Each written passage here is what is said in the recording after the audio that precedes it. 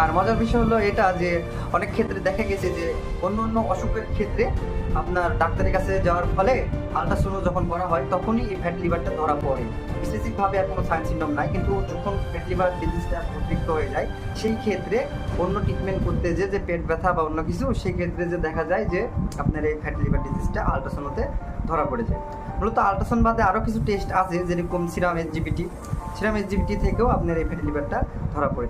আর আরেকটা বিষয় হলো যে এই ফ্যাটি লিভার ডিজিজ একদিন 2 দিন 1 বছর 2 বছর আস্তে আস্তে ধীরে ধীরে ক্রনিক ডিজিজে যখনই ক্রনিক ডিজিজে যখন এটা পরিণত হয়ে যায় সেই ক্ষেত্রে আপনার লিভার ফাইব্রোসিস হতে পারে। আস্তে ধীরে এটা পরিণত হবে এটাই যে ধীরে ধীরে আপনার লিভারে চর্বি জমছে। এই চর্বি জমার ক্ষেত্রে এক ধরনের স্কার টিস্যু আছে যেটা জড়ো হয় চর্বির মাধ্যমে। তো আস্তে ধীরে এটা আপনার কি হয়, লিভার সিরোসিস হবে।